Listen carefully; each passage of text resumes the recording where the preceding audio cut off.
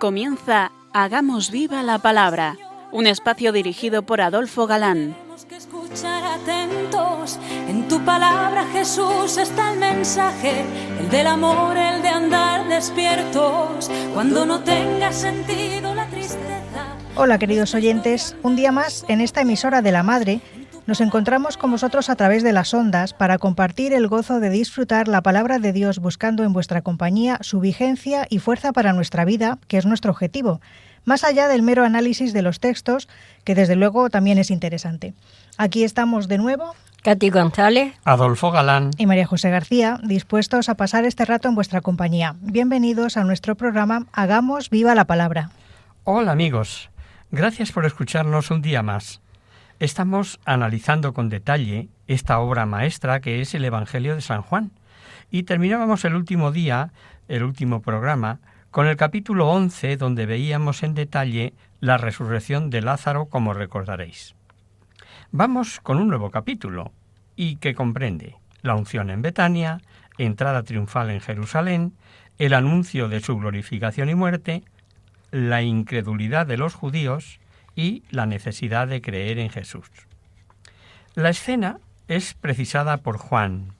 La unción tiene lugar 6 días antes y la entrada en Jerusalén un día después. Los sinópticos meten todo en un contexto de la última semana sin más detalles cronológicos. Por ejemplo, dice Mateo: cuando acabó toda la enseñanza, Jesús dijo a sus discípulos: como sabéis, dentro de 2 días es la fiesta de la Pascua, y el Hijo del Hombre será entregado para que lo crucifiquen. Sin embargo, Juan detalla, y vamos a leer ya los primeros versículos, en donde nos dice: 6 días antes de la Pascua fue Jesús a Betania, donde vivía Lázaro, a quien había resucitado. Allí hicieron una cena en honor de Jesús. Marta servía y Lázaro era uno de los que estaban a la mesa comiendo con él. María, tomando unos 300 gramos de perfume de nardo puro, muy caro, perfumó los pies de Jesús y luego los secó con sus cabellos. Toda la casa se llenó del aroma del perfume. Entonces Judá Iscariote, uno de los discípulos, aquel que iba a traicionar a Jesús, dijo: ¿por qué no se ha vendido este perfume por 300 denarios para ayudar a los pobres? Pero Judas no dijo esto porque le importasen los pobres, sino porque era ladrón, y como tenía a su cargo la bolsa del dinero, robaba del que allí ponían. Jesús le dijo: déjala, porque ella estaba guardando el perfume para el día de mi entierro. A los pobres siempre los tendréis entre vosotros, pero a mí no siempre me tendréis.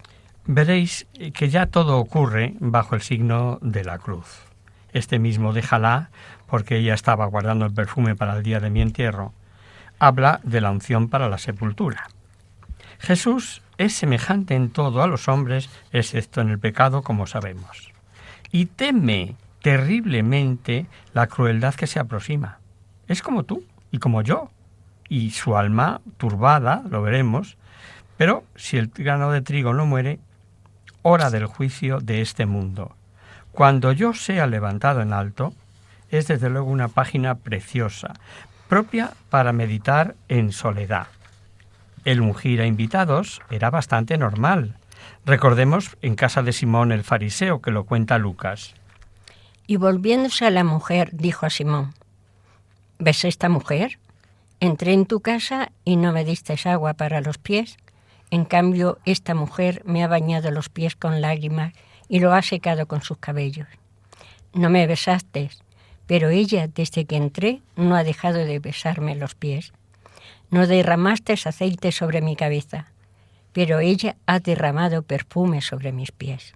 María, la hermana de Lázaro, tomó 1 libra de nardo puro, unos 330 gramos, que en valor era el salario de un año de un obrero, y Marcos dice que darían unos 300 denarios. Se cuenta un denario por un jornal de un día, ¿no? De ahí que protestaran los discípulos. Pero por Juan, que acabamos de escucharlo, sabemos que el instigador fue Judas, y que no lo dijo por los pobres precisamente. La historia se repite a lo largo ya de 21 siglos. ¿Por qué la Iglesia No decimos que no deba ser pobre, pero ¿de verdad lo dicen a favor de los pobres? Preguntad a los que arguyen así. ¿Cuánto das tú a los pobres? Podría haberse vendido por más de 300 denarios para ayudar a los pobres, y criticaban a la mujer. Pero Jesús decía: dejadla, ¿por qué la molestáis? Lo que ha hecho conmigo es bueno, pues a los pobres siempre los tendréis entre vosotros y podréis hacerles bien cuando queráis, pero a mí no siempre me tendréis. Esta mujer ha hecho lo que ha podido. Ha perfumado de antemano mi cuerpo para mi entierro. Os aseguro que cualquier lugar del mundo donde se anuncie el Evangelio se hablará también de ella, esta mujer, y así será recordada. Lo contaba Lucas, ahora lo hemos escuchado en el Evangelio de Marcos, y en estos momentos, recordando ese ungir a Cristo poco antes de su muerte, estamos cumpliendo la profecía de Jesús. Dios se vuelca cuando un alma hace algo por él, cuando se queda sin algo por dárselo a él.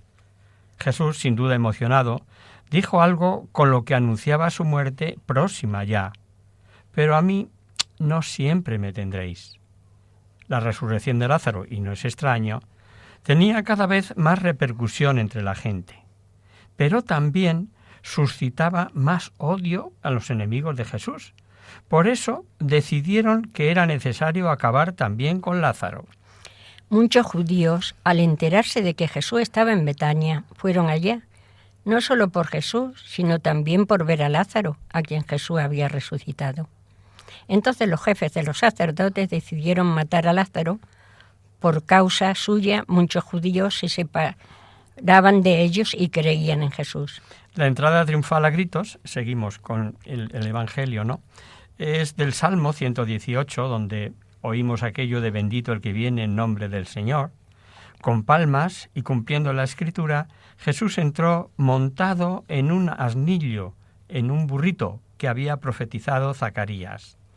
Alégrate mucho, ciudad de Sión. Canta de alegría, ciudad de Jerusalén.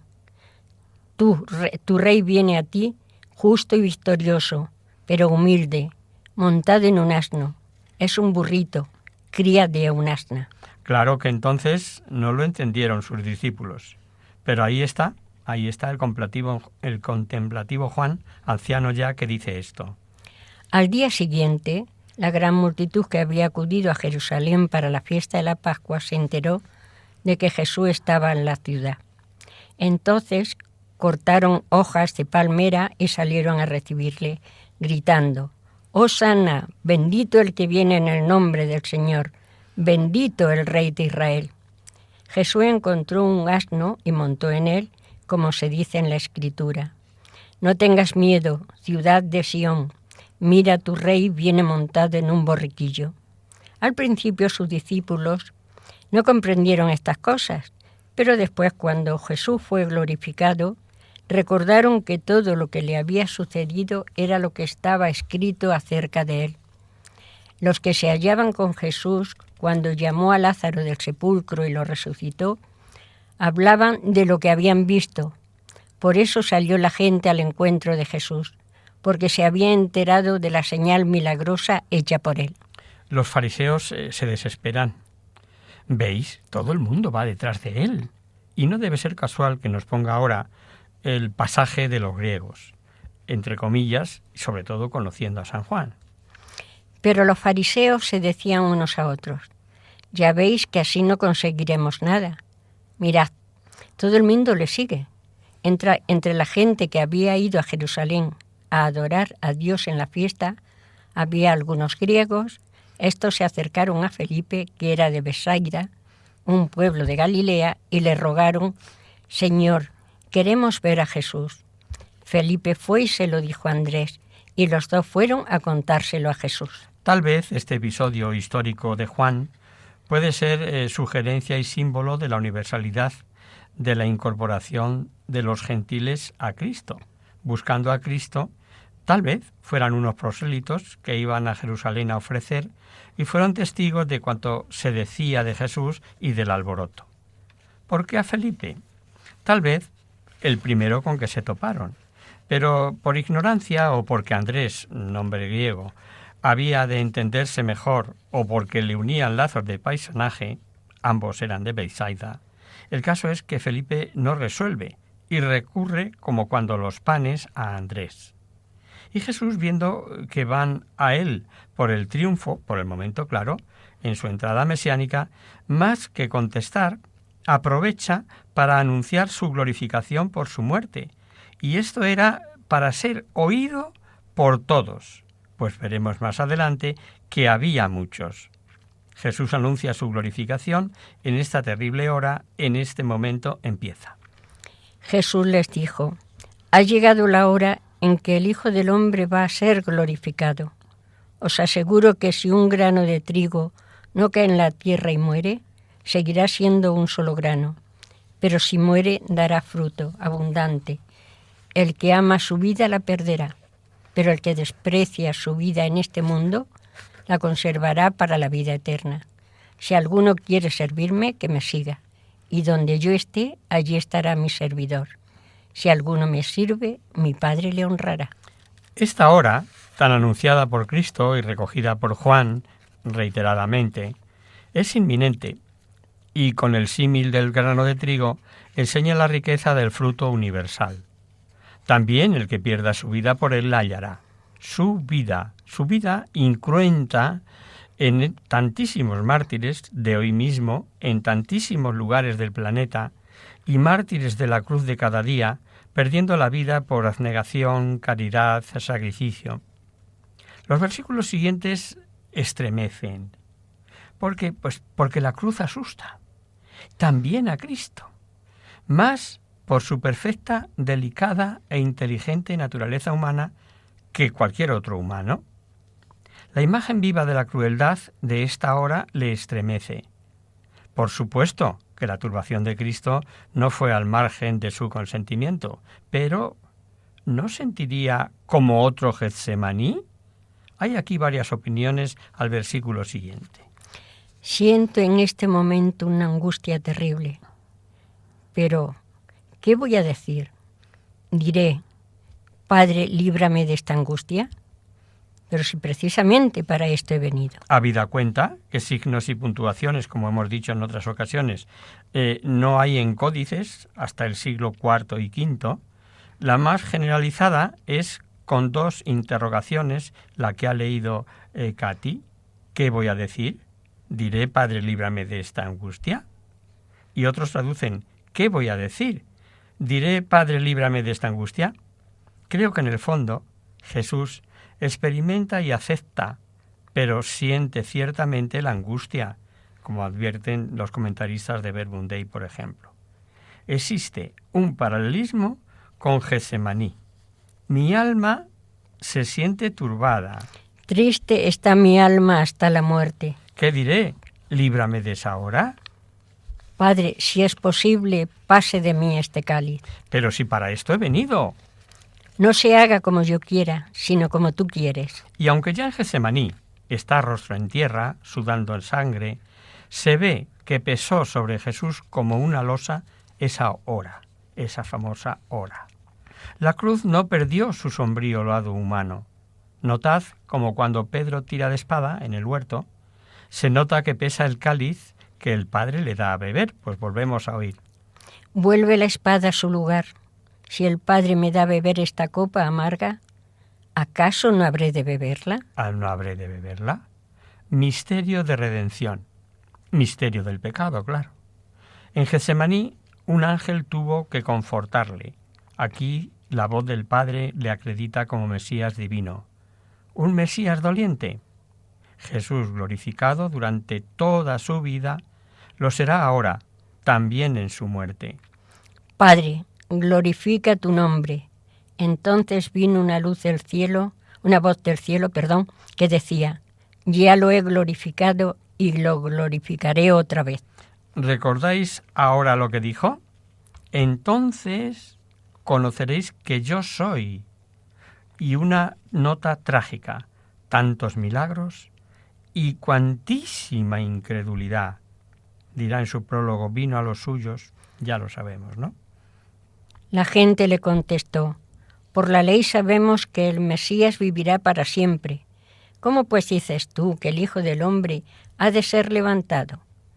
¿Quién es ese Hijo del Hombre? Jesús les dijo: todavía estará la luz entre vosotros por un poco tiempo. Andad pues mientras tenéis esta luz, para que no os sorprenda la oscuridad, porque el que anda en oscuridad no sabe por dónde va. La contumaz falta de fe de los suyos, del pueblo escogido, constantemente profetizada por otro lado, se debió a su mala disposición, pues tenían la idea de Hijo del Hombre, que vio el profeta Daniel, con imperio, honor, reino, pueblos. ¿Qué Hijo del Hombre muere? Y pacientemente, una vez más, les exhorta con una metáfora a que crean antes de que sea demasiado tarde. Todavía estará la luz entre vosotros por un poco tiempo. Andad pues mientras tenéis esta luz, para que no os sorprenda la oscuridad, porque el que anda en oscuridad no sabe dónde va. Creed en la luz mientras todavía la tenéis, para que pertenezcáis a la luz. Es difícil comprender la presencia de Dios, la presciencia de Dios, el preconocimiento, el conocimiento previo. Pues ya digo, si eso es difícil, más difícil todavía si la oímos en una voz semita. A pesar de que Jesús había hecho tan grandes señales milagrosas delante de ellos, no creían en él, pues tenía que cumplir lo que escribió el profeta Isaías: Señor, ¿quién ha creído nuestro mensaje? ¿A quién ha revelado el Señor su poder? Así que no podía creer, como tan bien escribió Isaías: Dios les ha cerrado los ojos y ha entorpecido su mente para que no puedan ver ni entender, para que no se vuelvan a mí y yo los sane. Isaías dijo esto porque había visto la gloria de Jesús y hablaba de él. Algo ayuda a saber.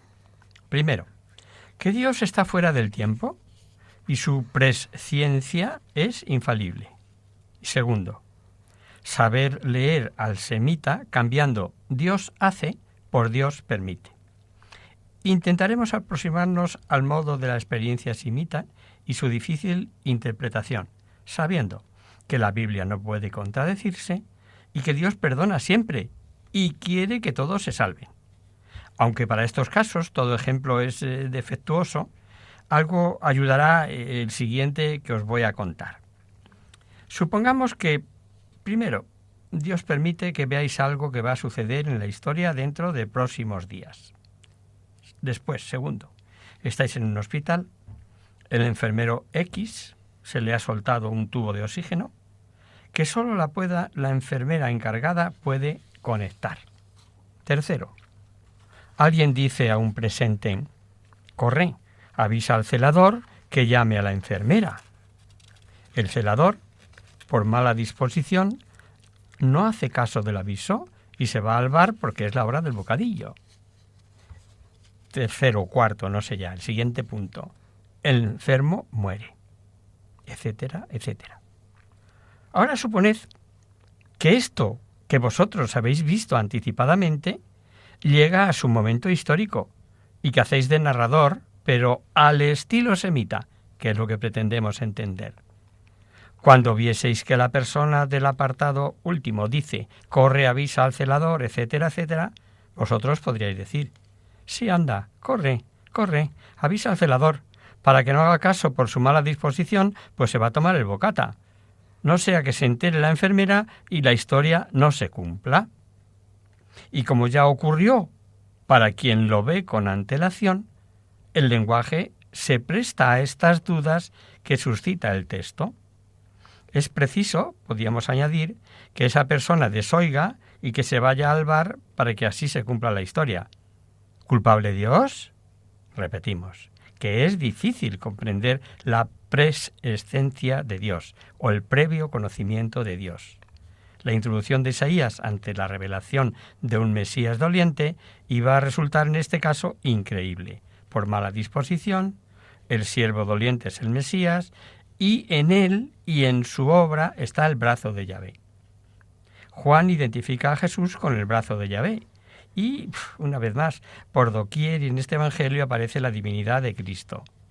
Muchos creyeron en Él, pero el respeto humano, el temor... Creyeron, sin embargo, en Jesús muchos de los judíos, incluso algunos de los más importantes, pero no lo manifestaban públicamente por miedo a los fariseos, para no ser expulsados de las sinagogas, y es que preferían la honra que procede de los hombres a la honra que procede de Dios. Tal vez ahí estén Nicodemo, José de Arimatea y como tantos y tantos hoy. Amaban más la gloria de los hombres. Pero vemos que la incredulidad judía no fue total ni universal, y termina este capítulo como con una recapitulación de las enseñanzas de Jesús recogidas por Juan. Creer en Él es creer en quien le envió y verle a Él. Y el que me ve a mí, ve también al que me ha enviado. Él es la luz que vino al mundo y con Él no andamos en tinieblas. Yo, que soy la luz, he venido al mundo para que los que creen en mí no permanezcan en la oscuridad. Si le rechazamos, te juzgas y te excluyes tú solito. Él no vino a juzgar. Pero a aquel que oye mis palabras y no las obedece, no soy yo quien le condena, porque yo no he venido para condenar al mundo, sino para salvarlo. El que me desprecia y no hace caso de mis palabras, ya tiene quien le condene. Las palabras que he dicho le condenarán el día último. Él vino enviado por el Padre y dice lo que el Padre le ordenó. Porque yo no hablo por mi propia cuenta. El Padre que me ha enviado me ha ordenado lo que debo decir y enseñar. Y sé que el mandato de mi Padre es para vida eterna. Así pues, lo que digo, lo digo como el Padre me ha ordenado. Dignas de reflexión estas palabras de Jesús ante la incredulidad de los judíos. Nos vamos a quedar meditándolas ahí con fe y con este fondo musical un momentito.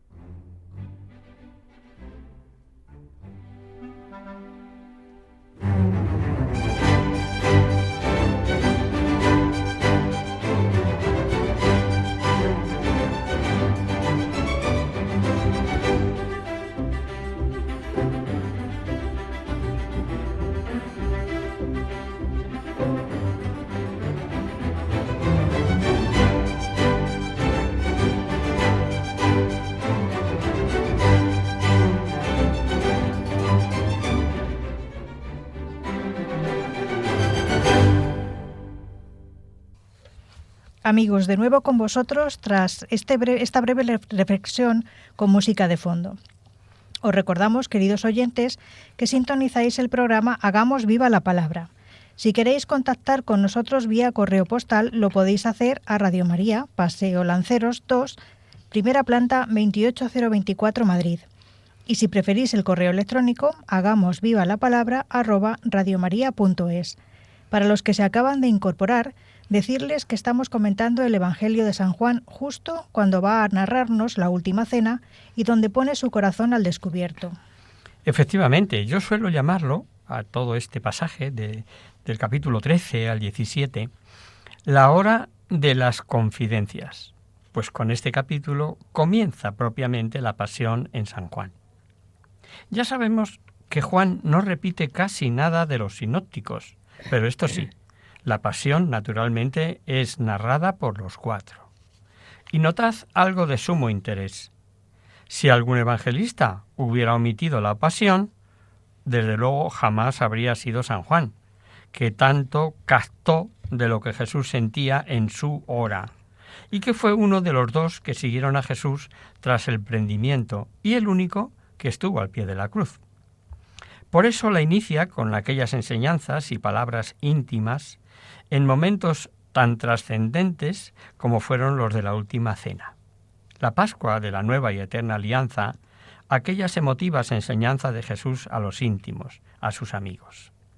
Empieza nada menos que 5 capítulos del uno al otro, ya hemos contado, ¿no? Para narrar la cena con lavatorio de pies, anuncio de traición, el mandamiento nuevo, la oración sacerdotal, etc. Pero no narra la institución de la Eucaristía. ¿Y sabéis por qué? Porque la Eucaristía era sobre lo que giraba toda la liturgia y la vida de los cristianos, predicada, leída, ya sin dudas a estas alturas.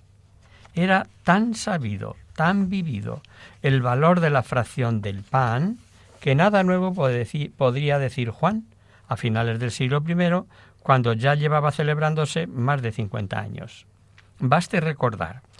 Todos se mantenían firmes en las enseñanzas de los apóstoles, compartían lo que tenían y oraban y se reunían para partir el pan. Lo que hace, por lo tanto, es completar con un relato como eco de cuanto dijo e hizo Jesús en aquella Santa Cena. Sabemos que Jesús fue apresado después de celebrar la Pascua con sus discípulos, y sabemos por los sanhedritas que no la habían celebrado aún. Lo sabemos porque cuando llegan a Jesús ante Pilato, dice el texto, llevaron a Jesús de la casa de Caifás al palacio del gobernador romano. Como ya comenzaba a amanecer, los judíos no entraron en el palacio, pues habrían quedado ritualmente impuros y no habrían podido comer la cena de la Pascua. Correcto, ¿no? Los estudiosos siguen investigando cuándo exactamente celebró Jesús la última cena. Comenzó su pasión e instituyó la Eucaristía y el sacerdocio. Apologéticamente creo que carece de importancia, pero afectivamente, es decir, desde los afectos, saber cuándo fue exactamente, ¿verdad que nos gustaría saberlo? Pues para despejar las incógnitas que se complican más, si leéis junto con Juan los sinópticos, hay como 3 opiniones más generalizadas. Vamos a intentar esclarecerlas todas ellas, vaya. 1. Jesús anticipó la fiesta un día. 2. Existía un cómputo del tiempo fariseo diferente. Y 3. Los galileos seguían diferente observación en Judea según lunas. Las 3 tienen sus pros y sus contras, y las 3 son posibles. La primera, Jesús inaugura una nueva alianza y tiene poder para cambiar.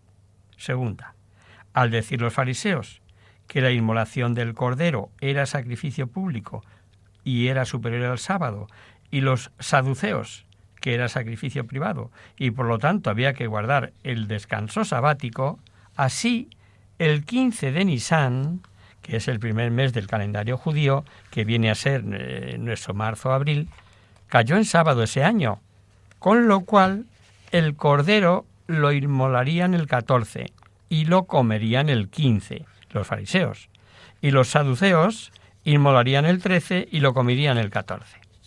La tercera, los galileos, como os decía, podían diferir con los de Jerusalén, pues por su cómputo era, según la luna, como hemos dicho, variable. En fin, como siempre dejemos como de costumbre a los estudiosos, pero más o menos debió ocurrir así, sin olvidar que el día comenzaba, esto es importante recordarlo, a la puesta de sol, y que la Pascua comenzaba con la luna llena que sigue al equinoccio de primavera. Dicho en palabras entendibles esto de equinoccio, primera luna llena de primavera. Esta sería la secuencia. Jueves 13 de Nisán comienza la cena. Principio del 14 del Nisán son los discursos que narra Juan y la última cena propiamente dicha. Mediodía del 14 de Nisán, la crucifixión, seguida del entierro. Principio del 15 de Nisán, Pascua de los judíos. Así se explica que Juan, tomando la Pascua de los judíos, diga al comenzar este capítulo: La víspera de la fiesta de la Pascua, Jesús sabía que le había llegado la hora de dejar este mundo para ir a reunirse con el Padre. Él siempre había amado a los suyos que estaban en el mundo, y así los amó hasta el fin. Secuencialmente nos interesa lo primero que ha leído Katy, la víspera de la fiesta de la Pascua. O, referido al entierro, diga: Era el día de la preparación de la Pascua. Los judíos no querían que los cuerpos quedasen en las cruces durante el sábado, pues precisamente aquel sábado era muy solemne. También nos queda perfectamente encuadrado en el tiempo. Y por concordar con nuestro calendario, dicen los expertos que con mucha probabilidad sería el 7 de abril del año 30. Y Juan comienza lo que ya es el inicio de la Pasión, con un prólogo que destaca la grandeza de Jesús. Era la víspera de la fiesta de la Pascua. Jesús sabía que le había llegado la hora de dejar este mundo para ir a reunirse con el Padre. Él siempre había amado a los suyos que estaban en el mundo, y así lo amó hasta el fin. El diablo ya había metido en el corazón de Judas, hijo de Simón Iscariote, la idea de traicionar a Jesús. Durante la cena. Jesús, sabiendo que había venido de Dios, que volvía a Dios y que el Padre le había dado toda autoridad, se levantó de la mesa, se quitó la ropa exterior y se puso una toalla a la cintura. Va libremente a la muerte. Va por amor, un amor sin fin, de locura, un amor desmedido. Imposible de ser comprendida toda su profundidad. Que todo eso quiere decir, los amó hasta el fin. Y va, para una vez cumplida la voluntad del Padre, volver a Él. Y apunta, si os habéis estado atentos, la intervención de Satanás. Y es que Satanás existe, es alguien que tienta, que seduce. Y Pablo lo sabe. Y así lo dice, por ejemplo, en la carta a Tesalónica. Por eso, no pudiendo resistir más, os envié a Timoteo para saber cómo andáis respecto a vuestra fe, pues tenía miedo de que el diablo os hubiera empujado al mal y que nuestro trabajo hubiera resultado inútil. Si bien es verdad, esto es consolador, ahora veréis cuando lo lea Katy, Dios no permite que tiente con fuerza superior a medida humana. Vosotros no habéis pasado por ninguna prueba que no sea humanamente soportable, y podéis confiar en Dios, que no os dejará sufrir pruebas más duras de lo que podáis soportar. Por el contrario, cuando llegue la prueba, Dios os dará también el modo de salir de ella para que podáis soportarla. Esto lo dice escribiendo a los Corintios. Por lo que en sucumbir hay culpa personal siempre. Jesús dice que Satanás ya había inspirado, que es de donde hemos partido, a Judas la traición. Y a continuación, para que comprenda que en la nueva alianza los valores no son los que el mundo estima, y para que les entre bien la lección y comprender que para tener parte con él hay que hacerse esclavo del hermano. Durante la cena, Jesús, sabiendo que había venido de Dios, que volvía a Dios y que el Padre le había dado toda autoridad, se levantó de la mesa, se quitó la ropa exterior y se puso una toalla a la cintura. Vertió agua en una palangana y comenzó a lavar los pies de los discípulos y a secárselos con la toalla que llevaba en la cintura. El lavarse las manos era de ceremonial. El lavar los pies era oficio de esclavos. Hay varios ejemplos en la Escritura, ¿no? Dice Suetonio que Calígula, que como humillación hizo asistir a los principales a un banquete ceñidos con toalla, tampoco nos extraña, sabiendo que a su caballo Inciatus lo hizo senador. Pues bien, la lección es de tal importancia que Jesús, Maestro y Señor, les hace ver que lo hizo como lección de maestro. Cuando la Iglesia canoniza a un santo, lo que más mira es la humildad. Si falla en esto, hay ejemplos en la historia, ¿no? Y aparte que Juan centra el relato en el episodio de Pedro, hemos de suponer que Jesús comenzó a lavar los pies precisamente por Pedro. No hubiera callado Pedro de no ser así. Cuando iba a lavar los pies a Simón Pedro, éste le dijo: Señor, ¿vas tú a lavarme los pies?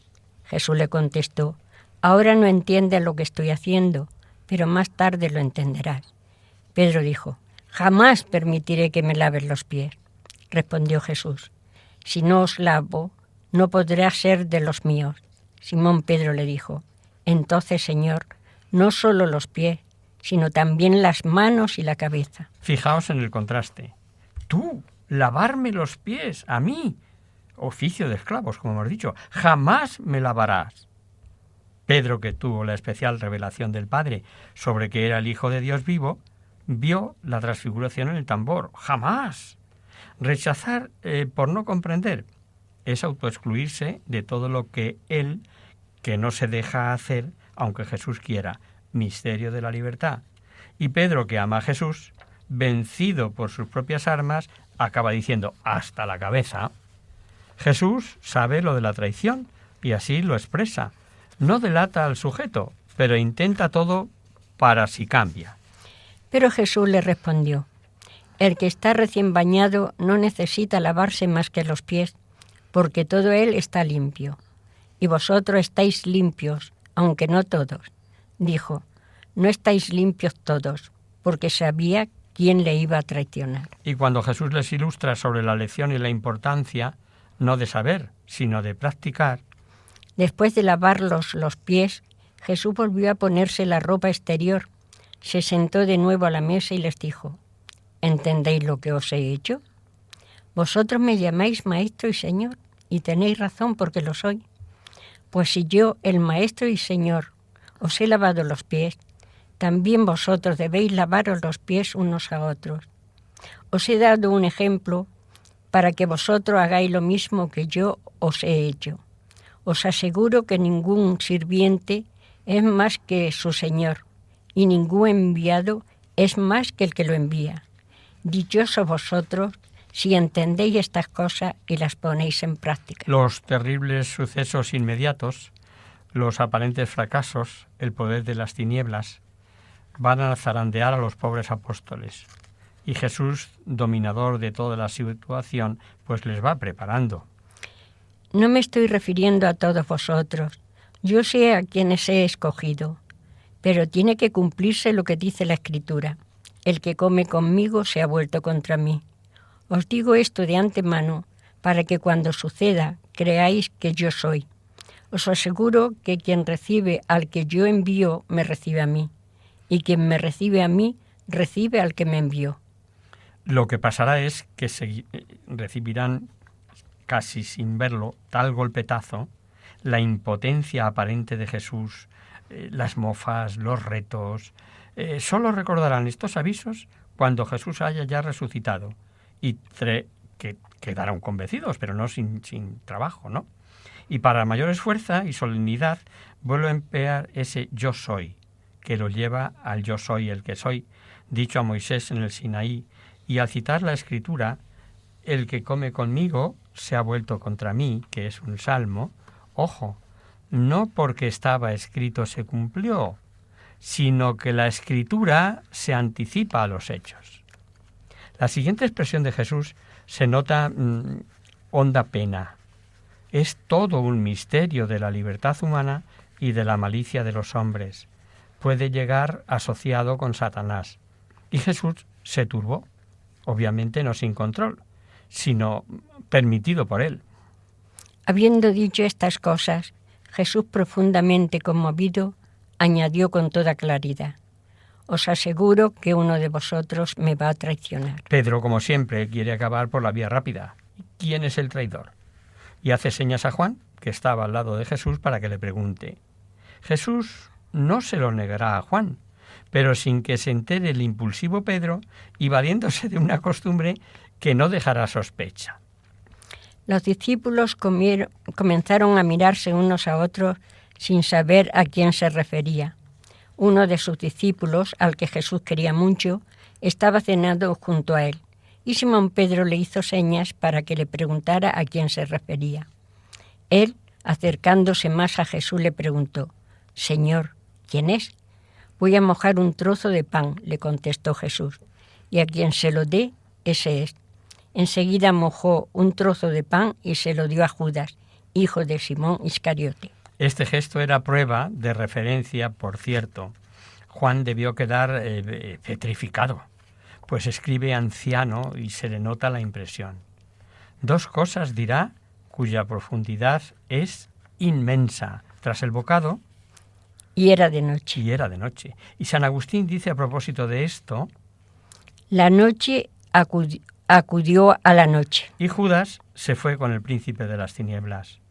Judas era el que llevaba la bolsa del grupo, como hemos comentado, y era ladrón.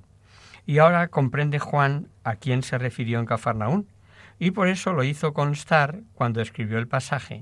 Pero es ahora cuando se dio cuenta de quién no creía en Jesús.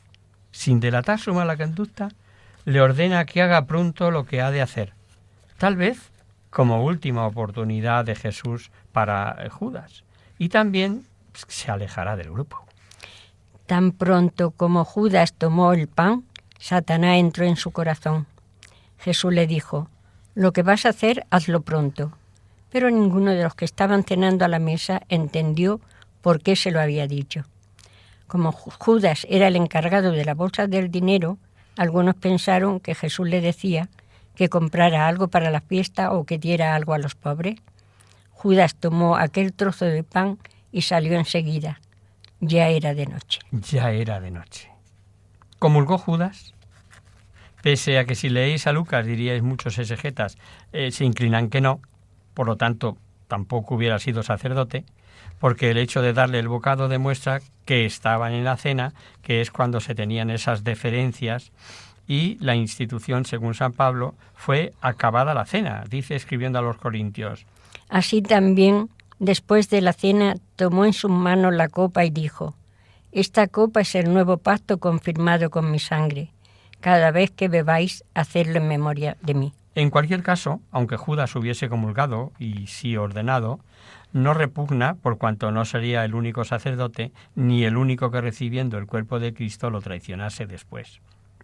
Y siempre que Jesús habló de pasión, habló seguidamente de resurrección y ascensión. Y en estas palabras se nota la cercanía, el cariño. Observad. Hijitos míos, ya no estaré mucho tiempo con vosotros. Me buscaréis, pero lo mismo que dije a los judíos os digo ahora a vosotros. No podréis ir a donde yo voy. Os doy este mandamiento nuevo, que os améis los unos a los otros, así como yo os amo. Debéis también amaros los unos a los otros. Si os amáis los unos a los otros, todo el mundo conocerá que sois mis discípulos. Hijitos míos, les dice, ¿veis? Bueno, vamos a dejarlo aquí. En nuestro próximo programa seguiremos con esta hora de las confidencias, como hemos dado en llamarla, con esta intimidad de Jesús próximo a la terrible pasión.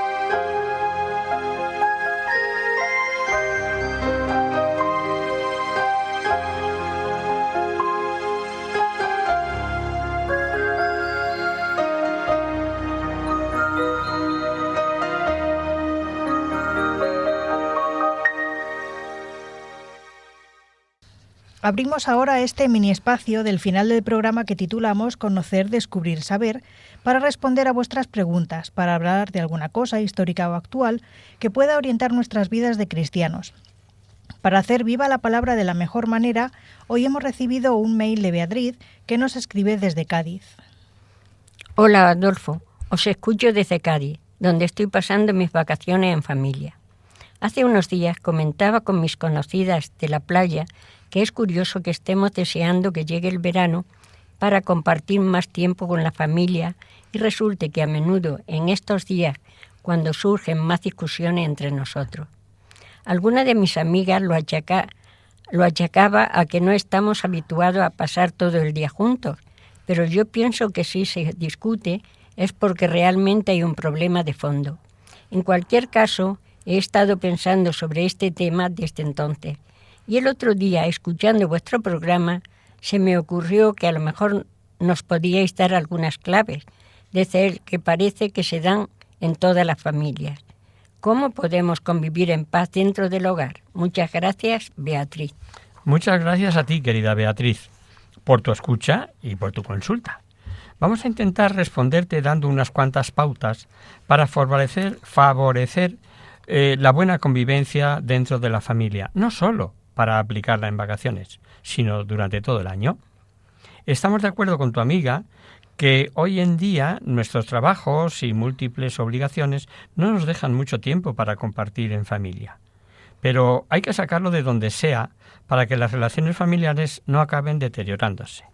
No debemos olvidar que el amor y la comunicación son la base de la relación familiar. Los psicólogos afirman que en una familia unida por lazos sólidos se favorece el correcto desarrollo emocional y cognitivo de todos sus miembros y se mejora la autoestima. Por eso es importante desarrollar una sana convivencia. Así que, tal como nos pides, querida Beatriz, vamos a darte algunas claves para lograrlo. Dedicarse tiempo unos a otros. Cada vez pasamos más tiempo conectados al móvil, a la tablet, al ordenador, y debemos aprender a utilizarlos con cabeza. Las nuevas tecnologías que nos permiten comunicarnos con aquellos que viven lejos, paradójicamente, puede alejarnos de los que tenemos más cerca. Para no caer en esa trampa, es bueno reservar varios momentos a lo largo del día libres de aparatos tecnológicos. Tratar de comer o cenar juntos. Los momentos que se comparten en torno a la mesa, desayunos, meriendas, comidas, etc., son idóneos para fomentar una comunicación fluida. En vacaciones es más fácil y hay que aprovecharlo, pero durante el resto del año, si los horarios son incompatibles, hay que reservar al menos un día para comer juntos. Segundo, evitar las discusiones. Cuando surjan roces o problemas, se pueden solucionar hablando con buenas palabras y sin elevar el tono. Las discusiones dañan mucho la convivencia y afectan a todos los miembros de la familia, incluso a los niños, hasta los más pequeños, aunque pensemos que no comprenden lo que pasa. No perderse nunca el respeto. El respeto es uno de los pilares fundamentales de la convivencia y se enseña con el ejemplo. No podemos pedir respeto a nuestros hijos si no lo ven entre sus padres. Aunque haya enfado o discusiones, nunca se debe faltar al respeto. El Papa Francisco, en una de sus audiencias generales de los miércoles, que muchas veces trataron sobre la familia, reflexionaba sobre la buena convivencia en el hogar y daba 3 palabras clave que las recordaréis: permiso, gracias y perdón, asegurando que estas palabras abren el camino para vivir en paz en la familia. Son palabras sencillas, pero son tan sencillas de poner en práctica. Si faltan, se abren poco grietas. Poco a poco se abren grietas, claro. Y a continuación, el Papa meditó sobre estas 3 palabras que dijo sobre la palabra permiso. El Papa reconoció que entrar en la vida del otro, también cuando forma parte de nuestra vida, exige la delicadeza de una actitud que no invade, que renueva la confianza y el respeto. Y añadió que la confianza no autoriza a dar todo por descontado. El amor, cuando más íntimo y profundo, tanto más exige el respeto de la libertad. ¿Tenemos en todo esto presente, queridos amigos? Os damos por supuesto que la familiaridad y la confianza nos dan derecho a todos. Ya conocéis el dicho, donde hay confianza da asco, ¿no? Pero otra de las palabras que mencionó el Papa Francisco fue gracias. ¿Qué dijo sobre el uso de esta palabra en la convivencia familiar? Reconoció que en la sociedad actual la gentileza y la gratitud son vistas como un signo de debilidad, llegando a suscitar incluso desconfianza, y añadió que la palabra gratitud es una planta que crece solamente en la tierra de almas nobles. Si se pierde esto en la vida familiar, desaparecerá también de la sociedad. Además, en nuestro caso, la gratitud está en el corazón mismo de la fe. Un cristiano debe ser agradecido. Y por último, ¿cuál fue la reflexión del Papa acerca de la palabra perdón? El Papa Francisco indicó que es una palabra difícil, pero necesaria, para que las pequeñas grietas que aparecen en las relaciones familiares no acaben convirtiéndose en profundas fosas. Explicó que el hecho de reconocer nuestras faltas demuestra que queremos restablecer lo que se ha dañado, ya sea el respeto, la sinceridad, el amor, y reconoció que si no somos capaces de excusarnos, quiere decir que tampoco somos capaces de perdonar. ¿Reconocemos nuestros errores? ¿Pedimos perdón? Es que a veces no sabemos cómo hacerlo. A menudo basta con una caricia o un pequeño gesto para que vuelva la armonía familiar. Y es importante hacerlo cuanto antes, aunque nos cueste, pues el Papa advierte. En la casa donde se piden excusas comienza a faltar el aire. Donde no se piden. Muchas heridas de los afectos, muchas discusiones en las familias empiezan con la pérdida de esta preciosa palabra, perdóname. En la vida matrimonial se pelea tantas veces, pero les doy un consejo. Nunca acaben el día sin hacer las paces. Y recordó la oración del Padre Nuestro en la que pedimos perdona nuestras ofensas como nosotros perdonamos a los que nos ofenden. Nos quedamos con este consejo. No acabar el día sin hacer las paces. Y lo dejamos aquí. Esperamos que estas ideas te ayuden, querida Beatriz, y sirvan para mejorar las relaciones familiares, las nuestras y las vuestras, en general, queridos oyentes. Y hasta aquí, queridos amigos, el programa de hoy. Os dejamos con nuestra sintonía y os recordamos que si queréis dirigiros al programa para cualquier duda, aclaración o sugerencia, participando en el espacio de Conocer, Descubrir, Saber, estamos a vuestra total disposición y encantados de atenderos en la siguiente dirección: Radio María, Paseo Lanceros 2, primera planta, 28024 Madrid. O bien, si lo preferís, al correo electrónico hagamosvivalapalabra@radiomaria.es. Tanto este como el resto de nuestros programas los tenéis a vuestra disposición en el podcast de la emisora en la web de Radio María, www.radiomaria.es. Os hemos acompañado en este programa Adolfo, Katy y María José, y nos encontramos de nuevo dentro de un mesecito. Con un programa en el que seguiremos analizando despacito el Evangelio según San Juan, y recordar que nos quedamos viendo la antesala de la Pasión y que estamos a las puertas de vivir en nuestro próximo encuentro, si Dios quiere. Hasta el próximo día, amigos. Hasta el próximo día. Hasta nuestro próximo programa. Solo tenemos que escuchar atentos. En tu palabra, Jesús, está el mensaje, el del amor, el de andar despierto. Así concluye Hagamos viva la palabra, con Adolfo Galán. Andemos como ciegos, en tu palabra hallaremos la fuerza que nos levante y llene de sosiego. Ojalá comprendamos